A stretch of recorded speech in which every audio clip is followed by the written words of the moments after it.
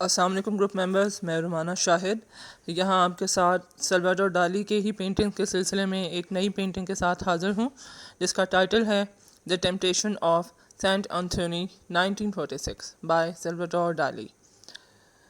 زیر نظر تصویر میں سینٹ انتھونی کو بدی کی جانب اکسانے والے عناصر کو پیش کیا گیا ہے۔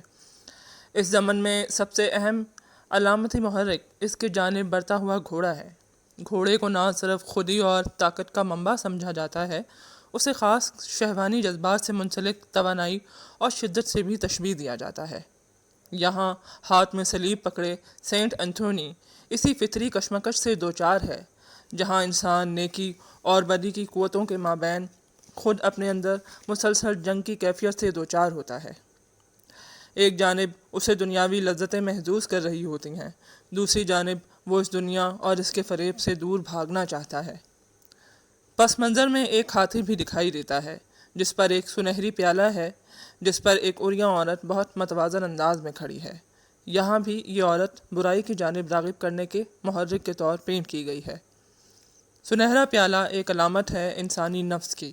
دوسری جانب اس عورت کے جسم کو جہاں بیان کرنے کا مقصد یہ بھی تھا کہ ڈالی عورت کے وجود کو عصر حاضر میں ایک پروڈکٹ کے طور استعمال ہونے کے عمل کی ترجمانی کرتا نظر آتا ہے، جہاں اشتہاری کمپنیاں اپنی پروڈکٹس کی تشہیر کے لیے صنف نازک کو ایک مخصوص انداز میں کنزیومر سوسائٹی کے لیے دلچسپی کا عنصر پیدا کرنے کے لیے استعمال کرتی ہیں۔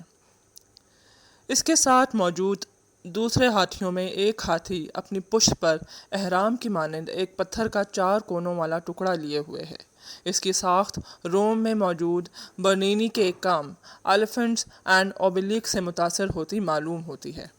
دوسرے اور تیسرے ہاتھی کی پشت پر بھی عمارات نما آبجیکٹ نظر آ رہی ہیں جو کہ خاص کر رومن تعمیراتی انداز سے مشابہ ہیں۔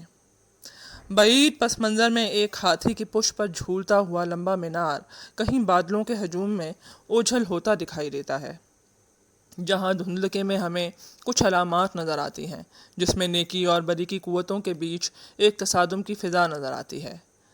ان تمام علامات کے ذریعے ڈالی نے مذہبی عقیدے اور انسانی اختیار کے مابین ایک مسلسل جنگ کی کیفیت کا اظہار کیا ہے۔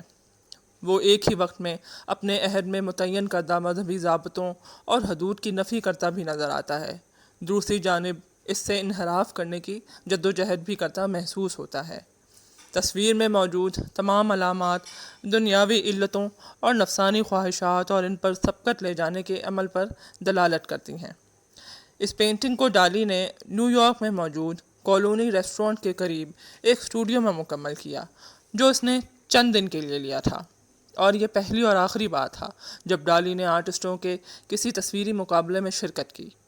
یہ مقابلہ سن 1946 میں فلم پروڈیوس کرنے والی ایک کمپنی لیو لیونز کمپنی نے منعقد کروایا تھا۔ مقابلے کا مقصد اس وقت کے تمام آرٹسٹوں کو سینٹ اینتھونی کے عنوان پر اپنے خیالات اور اپنے مخصوص انداز سے ان کو پیش کرنے کی دعوت دی گئی تھی۔ مقابلے میں جیتنے والی تصویر کو موپساں کی ایک کہانی بیل ایمی پہ بننے والی ایک فلم کے فگر کے طور پر پیش کرنا تھا۔ اس مقابلے میں 11 آرٹسٹوں نے حصہ لیا، جن میں ڈالی، پال ڈیلاکس اور میکس ارنسٹ قابل ذکر ہیں۔